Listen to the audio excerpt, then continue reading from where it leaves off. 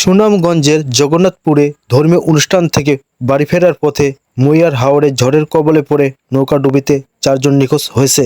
আজ শনিবার জগন্নাথপুর বৈটাখালী এলাকার মইয়ার হাওরে এই দুর্ঘটনা ঘটে। সকাল থেকে ফায়ার সার্ভিসের একটি দল মইয়ার হাওরে নিখোঁজদের সন্ধানে উদ্ধার কাজ করছে। নিখোঁজরা হলেন ভবানীপুর এলাকার অরুণ দেবনাথ, অধিকার দেবনাথ, হেমেন্দ্র দেবনাথ ও সতীন্দ্র দেবনাথ। টান ওয়ার্ড ওইটা আমরা এই পরিবারের লাগি দেখতে যতটুকু গভর্নমেন্টের কম্পেনসেশন করতে হয় আমরা ব্যবস্থা করি। এখানে আর কোনো কিন্তু এখানে আর আর কিছু করার নাই। এরা মানে আমরা তারা সরকারি যাইতে আমরা জানি, আমরা বিশ্বাস করি যে আইলা বললে এরা ব্যস্তি হয়।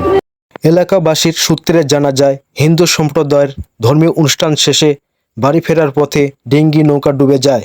ফায়ার সার্ভিসের কর্মীরা একজনের লাশ উদ্ধার করেছে বলে জানা যায়। ডেস্ক রিপোর্ট, জনতার চলনবিল।